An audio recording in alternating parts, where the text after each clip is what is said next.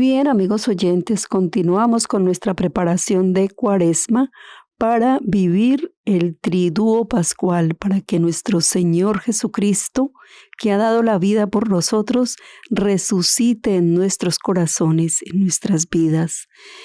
En el espacio pasado hablábamos de que Él nos hablaba a través del profeta Joel, nos invitaba a practicar el ayuno, la penitencia y la oración. Un mensaje que hoy no agrada mucho, porque en esta época hemos dado rienda suelta a los placeres.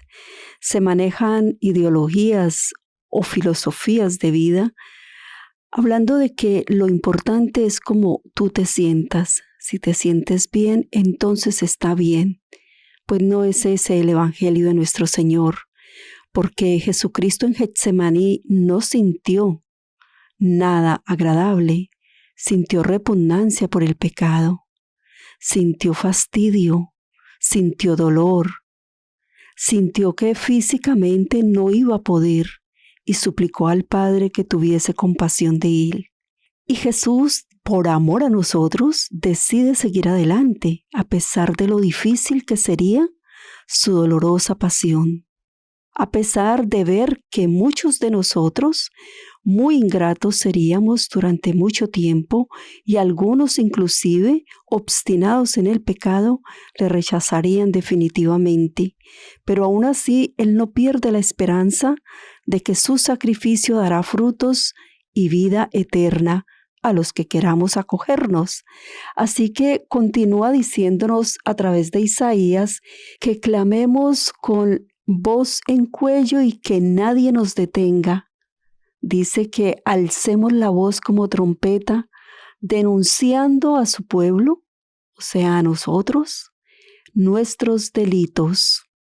Hablábamos que en el espacio pasado Él invitaba a los sacerdotes que nos anunciaran su evangelio, nos anunciaran los preceptos y mandamientos de Dios, que no se quedasen callados, que nos evangelicen, que nos enseñen, que nos den catequesis, que nos hagan retiros de Cuaresma para prepararnos, que nos expliquen porque ellos han recibido gracia extraordinaria de Dios. El día que recibieron su ordenación, recibieron una gracia extraordinaria, que incluso a pesar de su pecado, tienen autoridad para hablarnos a nosotros, tienen autoridad para explicarnos las Sagradas Escrituras. Así que continúa Él invitando a través de Isaías que denuncien el pecado, que no callen, que hablen de los errores que estamos cometiendo, de aquellos desaciertos que nos están apartando de Dios, de aquellas acciones que me apartan del camino que es Jesucristo. Él mismo nos dice que Él es el camino, la verdad y la vida. Y en el camino sencillo de unión con Dios, Él nos lleva de la mano a ahondar en nuestras heridas, porque es en la herida que nos han causado y que no hemos sabido tratar donde se han anidado esos desórdenes de nuestro comportamiento. Por eso no es como yo sienta que debo actuar, porque si actúo como yo siento, seré una persona rebelde incluso a las leyes de Dios, seré una persona obstinada, buscando sentirme bien. Por eso, esta ideología que hoy se impone de mis sentimientos, de mis placeres, no son el Evangelio de Cristo. Es una mentira, es una falacia. Porque el placer dura cuando mucho 5 minutos o cuánto me demoraré comiéndome un plato de comida muy agradable.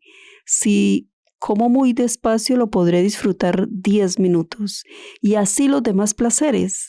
Otros durarán mucho menos.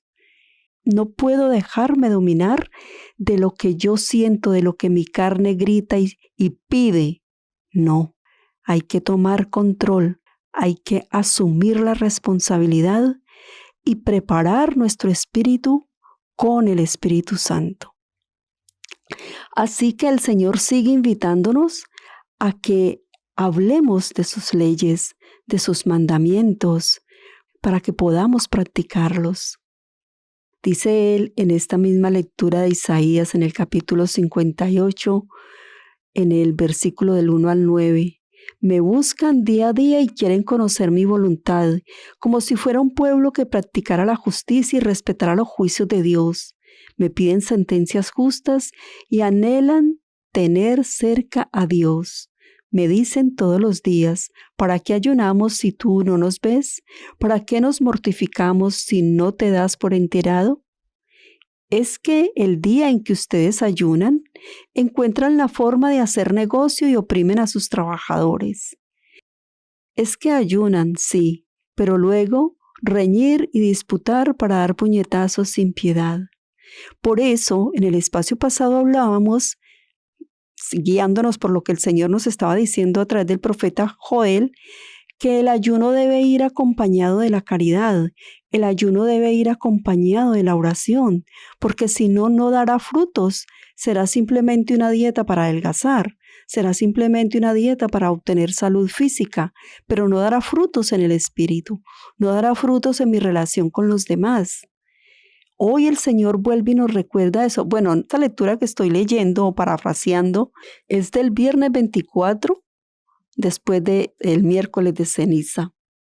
Bueno, y continúo leyendo. Dice él que nosotros, a pesar de que ayunamos, le estamos recriminando al Señor que nos haga justicia, pero es que el Señor hace la justicia a través de mis propios actos. Si yo actúo con benevolencia, si yo actúo con misericordia hacia el otro, el Señor puede tener misericordia conmigo. Incluso en el Padre Nuestro, Jesucristo nos enseña que pidamos perdón, pero pone una condición. Padre, perdóname como yo perdono. Si yo no soy capaz de perdonar, si no soy capaz de pasar página con los desaciertos de mis hermanos, ¿cómo voy a pedir que ellos pasen página con mis desaciertos? Ahora hay que tener claridad, mucha claridad mental, mucho conocimiento de sí mismos, porque si no, entonces nos vemos involucrados en relaciones tormentosas, enfermizas y dañinas que me someten al pecado y no me doy cuenta. Y llamo perdonar a lo que no es perdonar, llamo misericordia a lo que no es misericordia. Justamente uno de los grandes engaños que hay en este momento es que no llamamos el pecado por el nombre que tiene. Justificamos las acciones de los demás y siempre nos quieren cerrar la boca diciendo no haga juicios. ¿Usted quién es para criticar o para hacer juicios? Un verdadero creyente, un verdadero consagrado a María, debe tener capacidad para juzgar los acontecimientos y los hechos, no a las personas, pero sí los hechos y las cosas que ocurren. Porque si no, entonces, ¿cómo sé discernir por qué lado debo irme? ¿Por dónde, con qué personas relacionarme? ¿A qué lugares puedo ir? ¿Qué lugares yo no debo frecuentar como creyente? Yo tengo que saber analizar los hechos, los acontecimientos. Si estuviese dictando sentencia y diciendo fulano se va a condenar o se condenó, ahí sí estaría haciendo un juicio. Pero no hacemos juicios los creyentes, juzgamos los hechos y los acontecimientos de la historia para poder tomar decisiones acertadas de acuerdo a la voluntad de nuestro Señor. Así pues, que entrando en el ayuno, en la abstinencia, en la pureza y castidad de nuestras intenciones, unidos con la oración, somos capaces de practicar la caridad. El Señor continúa diciéndonos, el ayuno que yo quiero de ti es este, que rompas las cadenas de injusticia, levantes los yugos opresores, que liberes a los oprimidos y rompas todos los yugos, que compartas tu pan con el hambriento y abras tu casa al pobre sin techo, que vistas al desnudo y no des la espalda a tu hermano, es decir, la caridad. Un ayuno sin oración y sin caridad no es agradable al Señor. Por eso nosotros tenemos que hacer un esfuerzo más y por eso hablaba el Señor también que los pastores sepan guiarnos, darnos catequesis, hacernos retiros de Cuaresma. Pueden ser de 2 horas, 1 hora, no tiene que ser un día completo. dada la situación que vivimos hoy, que somos personas muy ocupadas o que hay dificultades para movilidad, para transportarnos de un lugar a otro, sí que pueden hacer catequesis de 1 hora durante la cuaresma, no sé, una semanal, 2 semanales, e irnos instruyendo y aprovechar las homilías en las misas. Cuando nosotros recibimos gracia, dice el Señor, entonces surgirá tu luz como la aurora y cicatrizarán deprisa tus heridas. Te abrirá camino la justicia y la gloria del Señor cerrará tu marcha. Entonces clamarás al Señor y Él te responderá. Lo llamarás y Él te dirá, aquí estoy.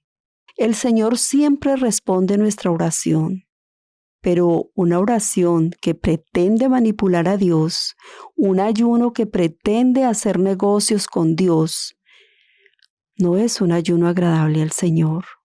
Porque nosotros cuando ayunamos para prepararnos para la Pascua o para la Navidad, que también hay un tiempo de adviento, de preparación y hay momentos de ayuno también en ese espacio, ese ayuno, esa penitencia, esa oración, esa caridad que el Señor nos está pidiendo en esta época, es para reparar el pecado que he cometido.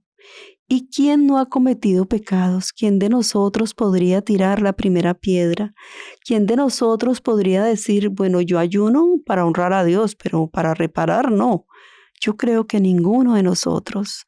Todos hemos pecado y gravemente, lastimosamente. Todos hemos herido el cuerpo místico de Cristo, es decir, cuando yo cometo un pecado, por oculto que sea, esto tiene una consecuencia en mi propia vida y en los que me rodean. Incluso a veces el pecado público, el de nuestros gobernantes, el de las personas famosas, etcétera, ese pecado afecta a la sociedad. Y en cuanto más personas afecte mi pecado, más necesidad tengo de reparar, de ayunar y de orar. Más necesidad tengo de conocer la palabra de Dios para recibir su gracia y ser capaz de dejar el engaño en el que estoy. Cuando mi pecado afecta a mis seres queridos, a mi papá, a mi mamá, a mis hermanas, a mis hijos, a mi esposo, es más grave todavía y me obliga o estoy obligada a reparar más que cuando estoy agrediendo a alguien que no conozco. Porque el deber de Estado, el deber del amor, el compromiso de esa relación familiar me obliga a tratar con caridad y justicia a los que me rodean.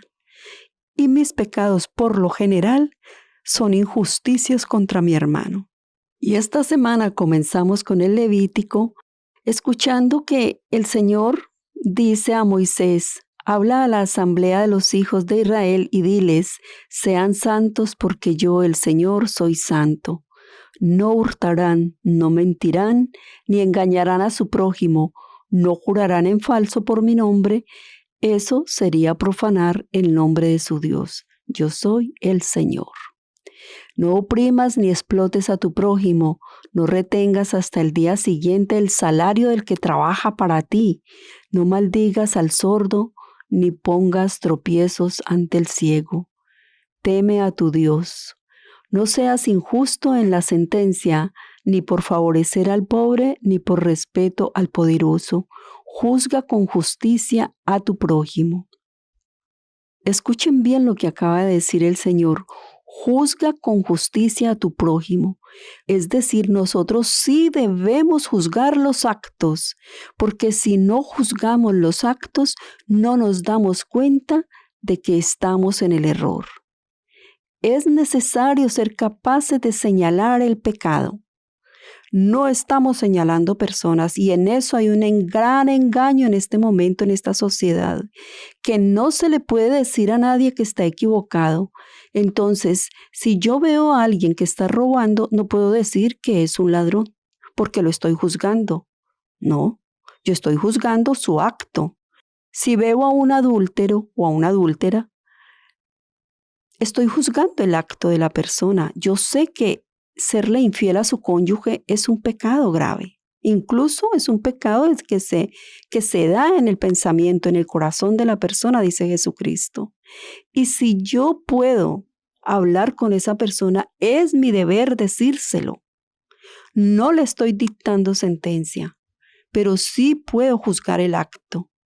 Si yo veo a alguien robando, yo puedo decirle a esa persona que está mal que robe. Si veo a una persona en un desorden en su sexualidad, yo le puedo decir a esa persona que está en un desorden y que es un pecado grave. Misericordia no es decirle que está bien. No es misericordia, no es amor, no es caridad, no es justicia. Porque esa persona creerá, si no se le corrige a tiempo, creerá que está obrando el bien y engañada irá por el mundo haciendo daño y dañando a otros. Continúo leyendo. No andes calumniando a los tuyos ni des testimonio contra la vida de tu prójimo. No andes calumniando, es decir, no difamar. Incluso a veces, si lo que yo sé de la persona, nadie más lo sabe, no puedo contárselo a nadie. No puedo hablar con otros del pecado de esta persona. Si he de abrir la boca es para decírselo a la misma persona y en secreto. Incluso más adelante el Señor nos enseña que si veo a mi hermano en un error, yo le debo decir, debo llamarlo y en secreto corregirle. Y si no me atiende, debo llamar a otro hermano que le tenga cariño, que le tenga afecto y respeto, y entre los dos hacerle entender que está en el error. Eso no es hacer un juicio, eso es un acto de caridad.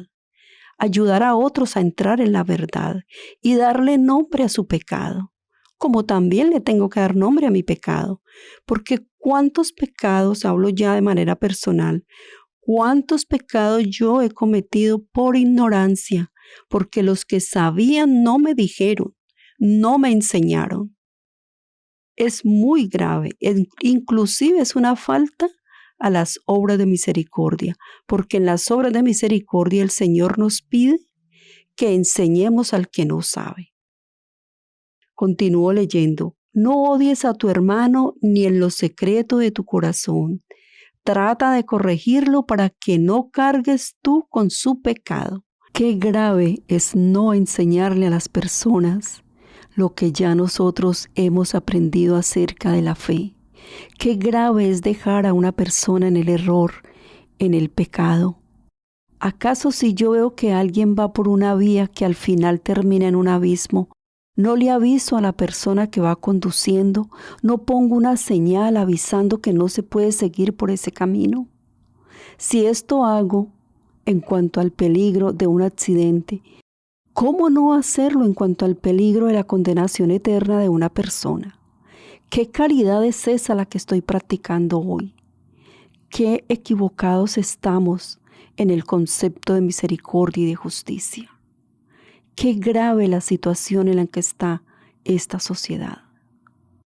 Un verdadero consagrado a María no debe tener temor de denunciar el pecado, de llamarlo por el nombre correcto, no darle nombre de grupo, de comunidad, de institución inclusive. No, tiene nombre y ese nombre está en las Sagradas Escrituras. Y hay que educarnos y educar a otros. Inclusive en este momento que se está corrompiendo la inocencia de los niños en las escuelas, hay que estar más despiertos y atentos y dispuestos a hablar acerca de este pecado que está totalmente unido al desorden de la sexualidad. No es un derecho del otro vivir en el error. Es un deber del que sabe la verdad decirla. Continúo leyendo. No te vengues ni guardes rencor a los hijos de tu pueblo. Ama a tu prójimo como a ti mismo. Yo soy el Señor tu Dios. Más claro no podemos leerlo. Más claro no podemos entenderlo. El Señor habla con palabras muy claras y esto es del Levítico, del Antiguo Testamento. ¿Qué no decir en el Nuevo Testamento, donde Jesucristo viene a dar cumplimiento a esta ley, a explicarnos esta ley? No ha cambiado la ley, no ha cambiado para nosotros. Más de 2000 años llevamos rigiéndonos por esta ley. ¿Vamos ahora a reescribirle la página a nuestro Dios? ¿Vamos a decir que Él está equivocado, como se atreven algunos a decirlo?